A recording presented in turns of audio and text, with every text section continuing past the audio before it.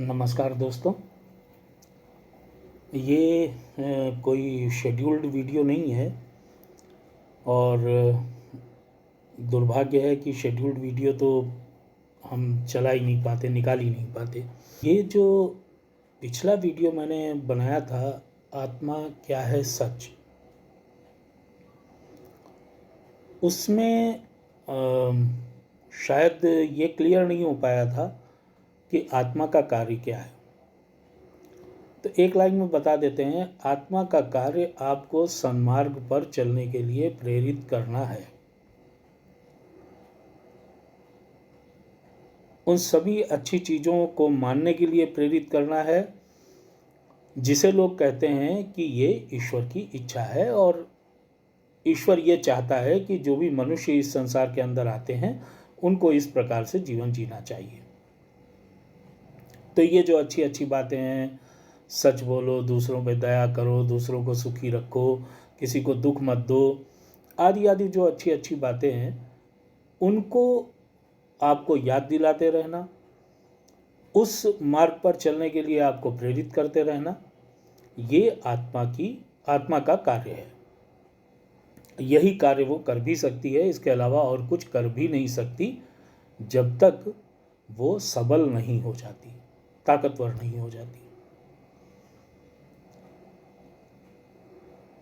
तो आज जो मैं वीडियो आपको बता रहा हूँ वो बता रहा हूँ आत्मा की प्रेरणा और शरीर की विवशता।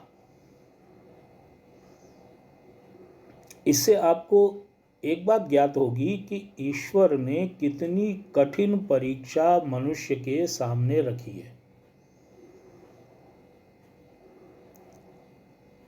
मनुष्य कितनी कठिन परीक्षा दे करके भी शायद परमात्मा नहीं बन पाता।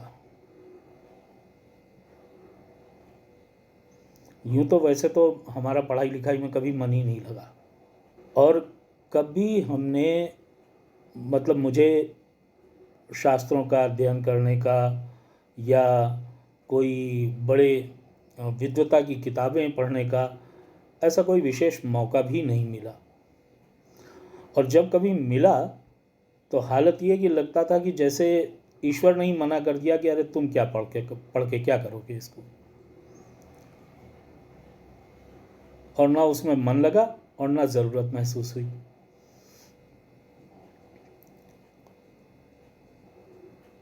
फिर भी इधर मैंने YouTube पर कुछ ओशो के प्रवचन सुने। ओशो के प्रवचन, बल्कि ओशो ही क्यों कहूँ, सारे ही लोगों को, इस संसार में जितने भी मनीषी, जितने भी ऋषि, जितने भी ज्ञानी पुरुष हुए,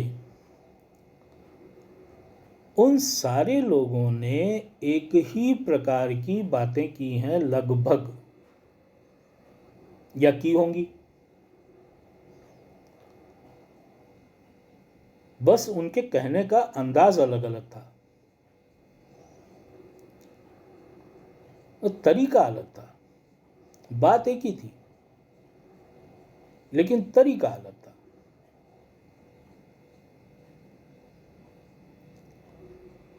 अब ऐसा क्यों था? ऐसा इसलिए था क्योंकि सत्य तो एक ही है।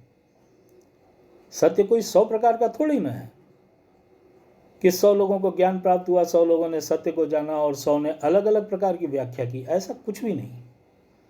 सत्य एक ही है। जब भी कोई आदमी आपको सत्य के बारे में बताएगा तो वो एक ही बात बताएगा, बस उसका कहने का अंदाज अलग होगा। वो अपनी बात को प्रस्तुत किसी अन्य प्रकार से करेगा। तो खैर, अभी हम मुख्य मुद्दे पे आते हैं कि आत्मा की प्रेरणा और शरीर की विवशता। तो अब पहले शरीर की कार्यप्रणाली को हम समझते हैं और आत्मा की कार्यप्रणाली को समझते हैं।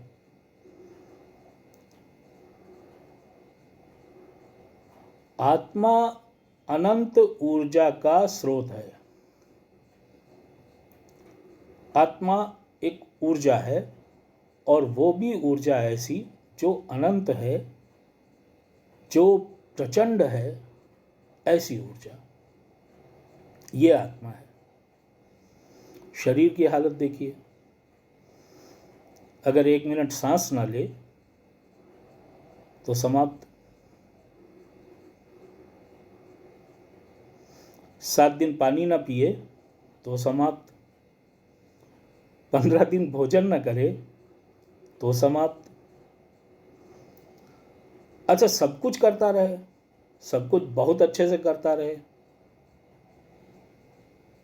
तब भी हर दिन उसमें कुछ ना कुछ प्रतिशत ह्रास आता ही जाता है। कोई शरीर आज तक ऐसा नहीं हुआ जो जन्म लेने के बाद से लेकर के मृत्यु तक सबल होता चला गया हो और सबलता ही उसको मिलती चली गई हो। वो मृत्यु के समय और भी ज़्यादा सक्षम, और भी ज़्यादा शक्तिशाली, ऐसा तो कोई शरीर आज तक हुआ नहीं। उस शरीर की आप हालत देखिए ये, और आत्मा की हालत ये कि उसको ना मरना है, ना उसको किसी प्रकार का कोई काट सकता है, न जला सकता है, मतलब उसका तो वो नष्ट तो होनी ही नहीं। और ऊर्जा इतनी प्रचंड कि जो चाहे सो कर सके। अब उसके बाद भी और भी गंभीर बात देखिए। अब ये तो शरीर की विवशता जो आपको बताई, ये तो बेसिक विवशता है। बेसिक विवशता है ये शरीर की, कि हमें सांस लेना है, पानी पीना है, खाना खाना है, ये बेसिक विवशता है। अब माया नगरी में फंस गया ये शरीर आकर के। अभी तो इसके अंदर आत्मा फंसी हुई है। आत्मा तो किसी काबिल ही नहीं है, वो तो केवल सिर्फ बता सकती है, भाई ऐसा न कर, भाई वैसा न कर, भाई ये कर रहा है ये पाप है, भाई ये कर रहा है ये भाई बहुत गलत काम है, ऐसा मत कर, ऐसा मत कर, ऐसा मत कर। आत्मा केवल बैठ करके यही बता सकती है, इसके अलावा वो बेचारी कुछ नहीं कर सकती। अब शरीर की हालत देखो कि जब ये माया नगरी में फंसता है तो इसकी क्या दुर्दशा होती है। तो देखो, जब जन्म लिया सारे लोग हाथों हाथ ले रहे थे, और सुसुपोटी भी पहुंचने वाले लोग थे, सभी लोग थे, और उस समय आत्मा भी बड़ी प्रबल थी, और वो अच्छे से जान जाती थी कि कौन सा आदमी इसका मित्र है, कौन आत्मा इसके पास दुष्ट आ गई, कौन सी आत्मा क्या हो गई क्या नहीं, सब कुछ जानती है। उस समय उसकी आत्मा बड़ी प्रबल होती है जब वो एक नवजात शरीर में होती है, क्योंकि नवजात शरीर की अपनी कोई सोच नहीं होती, उसकी अपनी कोई रिक्वायरमेंट्स नहीं होती। उसका तो जो कुछ भी है, बस वो केवल एक चीज़ जानता है कि मुझे रोना है, सुसु है तो रोना है, पॉटी है तो रोना है, खाना खाना है तो रोना है, मतलब वो विवशता के कारण चीखना है, बस इतना ही जानता है।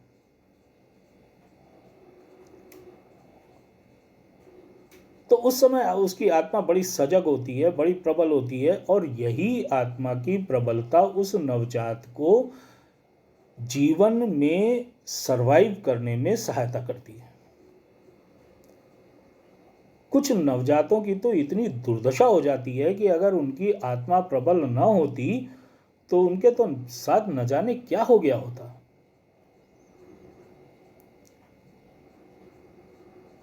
किंतु आत्मा की प्रबलता उस नवजात को बचा करके रखती है, सिर्फ इस वजह से कि मुझे इस धरती पर दंड भोगना है, और धरती पर आकर के उस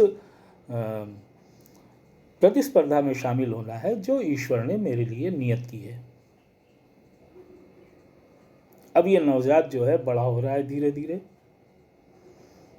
और जैसे जैसे ये बड़ा हो रहा है वैसे वैसे माया नगरी की जिम्मेदारी इसके ऊपर आती जा रही है,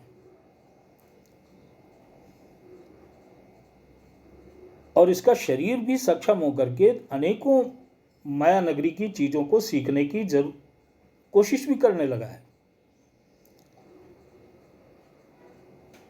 अब ये केवल खटिया पे पड़े नहीं रहना चाहता, अब ये उतर करके खेलना चाहता है, अब ये निकल करके भागना चाहता है। और ये जैसे जैसे बड़ा हो रहा है इसकी चेष्टाएं बलवान होती जा रही हैं, और ये आत्मा की आवाज़ को अनसुना करना शुरू कर दिया इसने। अब ये आत्मा की आवाज को इग्नोर करने लगा। अब ये बड़ा हो रहा है, लोग तालियां बजा रहे हैं, बेटा चल के दिखाओ, बेटा दौड़ रहे हैं, लोग तालियां बजा रहे हैं। अब बेटा अपने लिए नहीं दौड़ रहे हैं, अब ये दूसरों के लिए दौड़ रहे हैं। और बड़े हो गए, बेटा पोएम सुनाओ, बेटा डांस करके दिखाओ, बेटा अंकल को अपनी पेंटिंग दिखाओ। अब ये पेंटिंग अपने लिए नहीं बना रहे हैं, अब ये अंकल के लिए पेंटिंग बना रहे हैं, ये दूसरों के लिए ये डांस कर रहे हैं। और पारिश्रमिक क्या है उनका, उसका पारितोषक क्या है? उसका पारितोषक है तालियां, वाहवाही।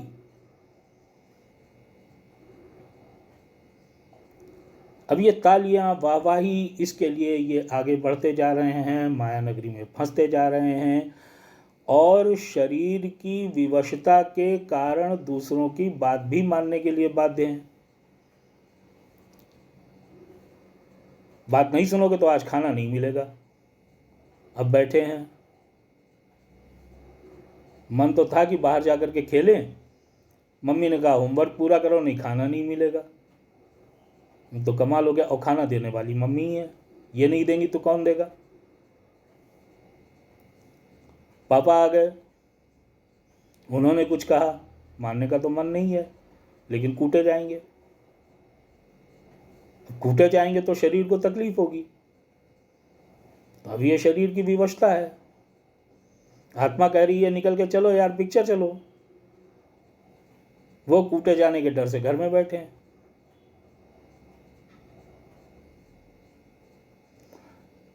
इस प्रकार से धीरे धीरे शरीर की विवशता बढ़ती चली जाती है, और वो बढ़ती इसलिए चली जाती है क्योंकि आप दूसरों की निगाहों में ऊंचा उठने के लिए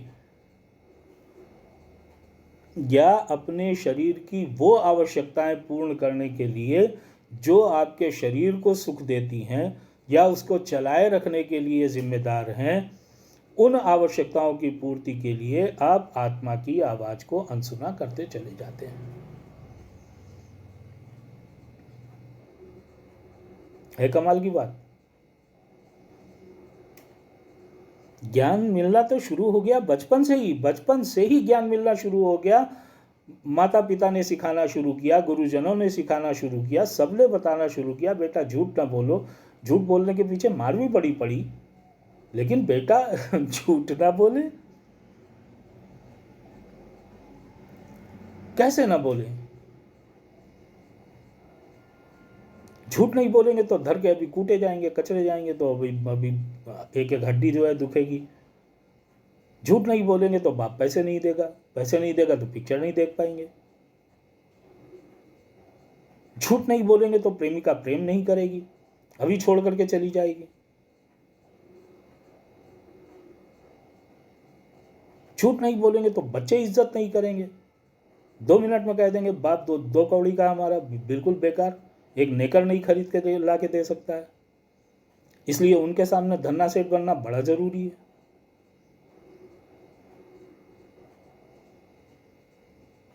अब समस्याएं जो शुरू हुई वो सारी की सारी शुरू हुई शरीर की विवशता से।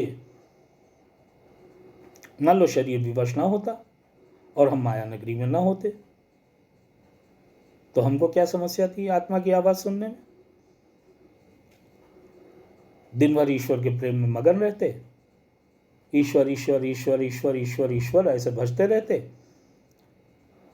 और एक दिन ईश्वर खुद बन जाते।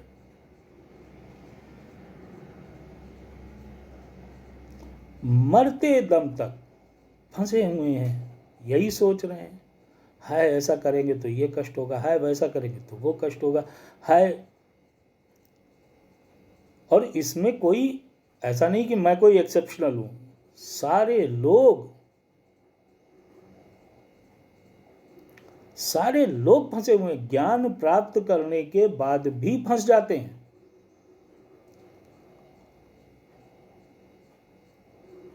ज्ञान प्राप्त हो गया, आत्मा सबल हो गई, बलवान हो गई, अब जो चाहे सो कर सकते हैं, 1 मिनट के अंदर, 1 सेकंड के अंदर कहीं भी पहुंच सकते हैं, 1 सेकंड के अंदर कुछ भी कर सकते हैं, ताकतवर हो गए।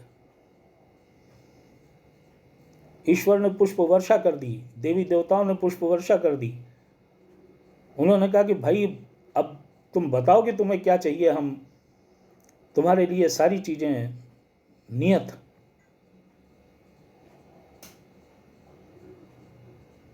धन संपदा और पद नहीं, धन संपदा पद आध्यात्मिक नहीं है, इसलिए ये अलौकिक संसार की चीज नहीं है। इसलिए देवी देवता आपके लिए धन की व्यवस्था नहीं करते।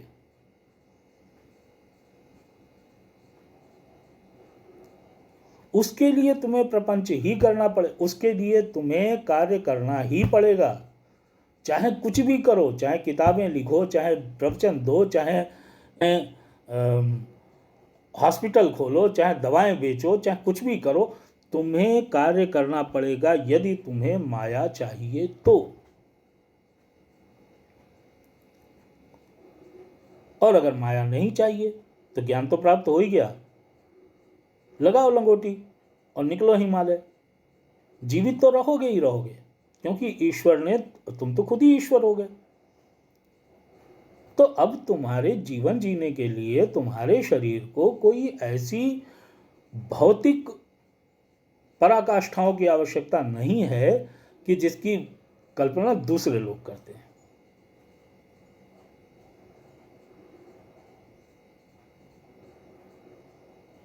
लेकिन देखिए मजा कि फंस गए।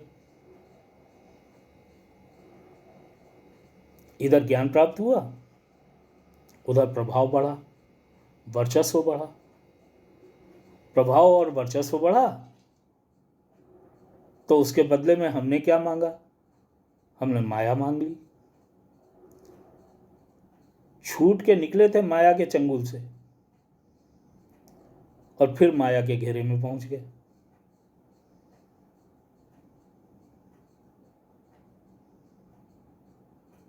और फिर माया ने वही कार्य तुमसे कराना शुरू कर दिया जो तुम छोड़ करके अभी परमात्मा को प्राप्त हुए थे। फिर से माया ने तुम्हारा सर झुकवाना शुरू करा, फिर से माया ने तुमको झूठ बोलना सिखा दिया, फिर से माया ने तुमको क्रूर बना दिया, फिर से माया ने तुम्हारे मन में चिंताएं पैदा कर दी, फिर से मतलब माया ने फिर से दोबारा तुम्हारे ऊपर अपना आवरण डाल दिया। और ईश्वर ने अपने यहाँ रजिस्टर में लिख लिया कि भाई ये व्यक्ति जो मुझ तक पहुंचने की कोशिश में था और सीढ़ी नंबर 1 पर आया था, इसकी अगली यात्रा फिर से वहीं से शुरू होगी।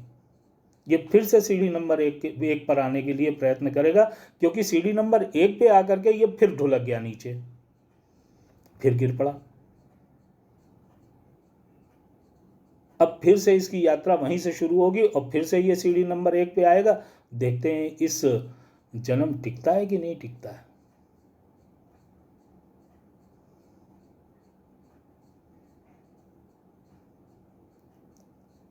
ये है शरीर की विवशता जो आत्मा की प्रेरणा को अनसुना करती है।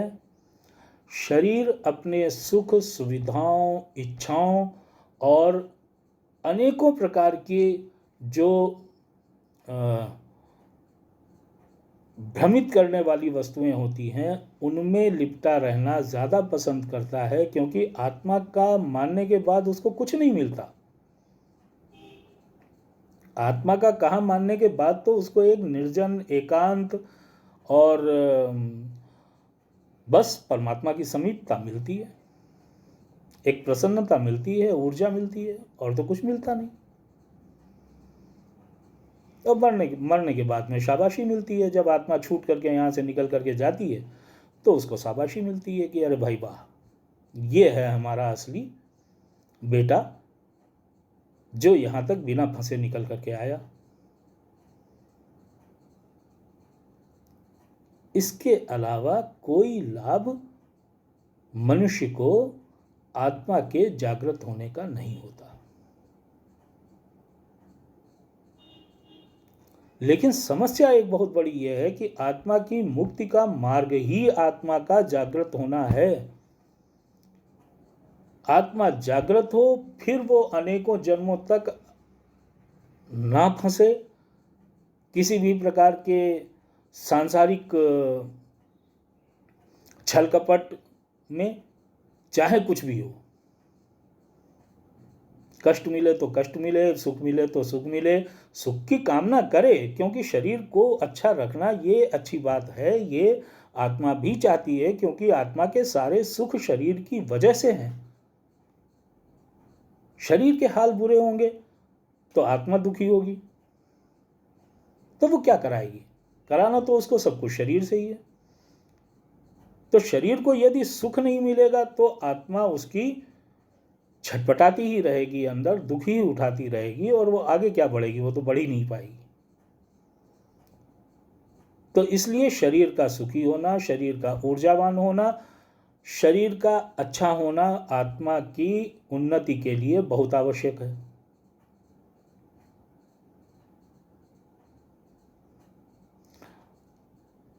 अब जब अनेकों जन्म आत्मा इस प्रकार के कार्य कर देती है कि वो अब जब जागृत हो जाती है, उसके बाद उसे सत्य समझ में आ जाता है। जब सत्य समझ में आ जाता है तो वो बाकी चीज़ों की इच्छा तो करती है, किंतु निर्लिप्त होकर के करती है, और उतना ही करती है जितनी उसकी आवश्यकता होती है। वो जानती है कि 50 तरीके के व्यंजन बनवाने से कोई लाभ नहीं, इसमें से 49 बेकार चले जाएंगे, 49 खराब हो जाएंगे, इसलिए वो एक ही व्यंजन बनवाती है। वो हो सकता है कि नित्य नए व्यंजन बनवा करके खाए, लेकिन खाएगी वो उतना ही, बनाएगी वो उतना ही, खरीदेगी वो उतना ही जितना उसकी आवश्यकता होगी। उससे अधिक की उसको लालसा समाप्त हो जाती है। इसलिए समाप्त हो जाती है क्योंकि जैसे ही वो शरीर की और जीवन की आवश्यकताओं से अधिक की इच्छा करती है या उससे अधिक प्राप्त कर लेती है, तो बस उसके बाद फिर माया उसको अपने जाल में जकड़ना शुरू कर देती है, उसको अपने जाल में पकड़ना शुरू कर देती है, क्योंकि परमात्मा से ज़्यादा माया की उपस्थिति हो जाती है।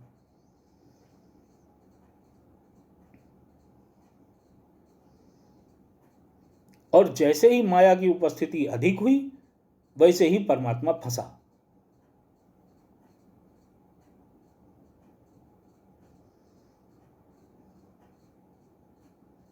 तो आशा है आत्मा, शरीर और आत्मा की गति और शरीर की विवशताएं, आत्मा की इच्छा, परमात्मा की इच्छा, ये सारी चीज़ें मेरे विचार से आपको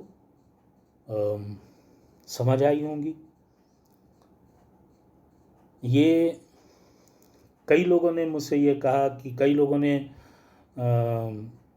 ने क्या, बल्कि मैंने ही मन में सोचा कि आखिर मैं इतनी अच्छी बातें बताता हूँ, फिर उसके बाद मैं दाढ़ी भी बना करके बैठता हूँ, फिर मैं खुद भी अच्छा दिखना चाहता हूँ। हालांकि ये कोई बुरी बात नहीं है, इसका कोई ताल्लुक संसार से नहीं है। आप अच्छे आदमी होंगे, आप एक बुद्धिमान और अच्छे व्यक्ति अगर होंगे तो आप बुरे क्यों दिखना चाहेंगे? आप अच्छे दिखना चाहेंगे, आप अच्छी तरीके से रहना चाहेंगे, आप अच्छा खाना खाना चाहेंगे, आप अच्छी जगह सोना चाहेंगे, आप अच्छी बातें करना चाहेंगे, आप अच्छे कार्य करना चाहेंगे। तो एक अच्छे आदमी की निशानी तो यही है। तो मेरे विचार से मैं ऐसा कुछ बुरा तो नहीं कर रहा था, लेकिन फिर भी मैंने सोचा कि चलो अब शक्ल के बनाव पे थोड़ा कम ध्यान देते हैं और अच्छी बातों के प्रसार पे अधिक ध्यान देते हैं। वीडियोस भी लंबे होने लग गए, लोग देखते नहीं हैं, एक आध व्यूज़ आते हैं, 9 या 10 व्यूज़ आते हैं, और मुझे लगता है कि यूट्यूब जो लोग संचालित करते हैं वो सही इन्फॉर्मेशन नहीं देते। मुझे लगता है देखते तो बहुत सारे लोग हैं, लेकिन उसमें जानकारी नहीं हो पाती कि कितने लोगों ने देखा है। ये भी चूँकि उनका भी देखो धन कमाने का उनका उद्देश्य है, उनका प्लेटफॉर्म जो है वो पैसा कमाने के लिए उन्होंने अपना प्लेटफॉर्म बनाया है। सुनील पांडे उन्हें कुछ दे नहीं सकते, उनसे उनका यूट्यूब प्रीमियम तक तो खरीद नहीं सकते हैं। सोचो आपके 200-250 रुपये का उनका प्रीमियम है एक महीने का, या 150 रुपये का, वो तक तो हम ले नहीं सकते। तो वो क्यों हमारी किसी वीडियो को प्रोत्साहित करेंगे और क्यों मेन स्ट्रीम में लेकर के आएंगे। तो वीडियोस लंबे हो जाते हैं और बातें अधूरी रह जाती हैं। इसलिए मैंने सोचा कि ठीक है, हम अपना काम करते हैं। हमारा काम है जो भी ज्ञान मुझे प्राप्त है वो मैं दूसरों के साथ शेयर करूं, मेरे पास में जो भी चीज़ें हैं वो मैं दूसरों के साथ में शेयर करूं। बाकी दूसरे उसका क्या उपयोग करते हैं, क्या नहीं करते हैं, ईश्वर कितनी लोगों के बीच में उसका प्रसार कर पाते हैं, ये ईश्वर की अपनी इच्छा है। मेरी इसमें कोई लेना देना क्या है। मेरा काम तो सिर्फ अच्छे काम करना है। जैसे हवा का काम बहना है, नदियों का काम बहना है, पेड़ों का काम फल लगाना है, तो उसके बाद उनके पेड़ के फल कौन खाता है? अच्छा आदमी खाता है, बुरा आदमी खाता है, कोई ढेला मार के तोड़ता है, कोई चढ़ के तोड़ता है, कोई नदी में सुसु कर देता है, कोई नदी का पानी पी रहा होता है। तो ये तो दूसरे लोगों के सबके अपने कर्म हैं, उससे नदी का क्या लेना देना, उससे पेड़ का क्या लेना देना, उससे मार्ग का क्या लेना देना। कौन आदमी मार्ग के ऊपर चल रहा है, कौन आदमी मार्ग बना चलने के लिए है, मार्ग का कार्य है कि वो आपको मंजिल तक पहुंचाए। बाकी उस पर कितने लोग चल रहे हैं, कितने वाहन उसको रौंद रहे हैं और किस प्रकार से उसके ऊपर चल रहे हैं, कौन उसको खोद रहा है, इससे उसका क्या लेना देना। ये तो ईश्वर की इच्छा है। तो इन्हीं सारी बातों के साथ में हम आज का ये वीडियो समाप्त करते हैं। और फिर से एक बार बता देते हैं एक ही लाइन में, आत्मा का कार्य है प्रेरित करना, उन कार्यों के लिए प्रेरित करना जिन्हें परमात्मा पसंद करते हैं, क्योंकि आत्मा परमात्मा का अंश है और शरीर उसकी अपनी विवशताएं हैं। वो बेचारा हार जाता है। वो परमात्मा के बताए हुए मार्ग पर जब चलता है तो इतने कष्ट उठाने पड़ते हैं। और ना भी अगर मान लीजिए कि परमात्मा के मार्ग पर चलने के लिए कष्ट ना उठाने पड़े, तो भी इस शरीर को जीवित रखने के लिए जो प्रयत्न करने पड़ते हैं वो भी बड़े कष्टपूर्ण होते हैं। ऊपर से शरीर की अपनी इच्छाएं होती हैं, वो उसकी विवशताएं होती हैं। जैसे जाड़ा लगेगा तो उसे गर्म वस्त्र चाहिए, गर्मी लगेगी तो पंखा चाहिए, कूलर चाहिए, आदि आदि। तो उनके कारण उसे अपने प्रयत्न करने पड़ते हैं, जिसमें आत्मा की आवाज़ अनसुनी हो जाती है और मामला टाँ टाँ फिस हो जाता है। लेकिन इन सब में एक बात बहुत बढ़िया होती है कि ये मृत्युलोक चलता रहता है, ये संसार चलायमान है।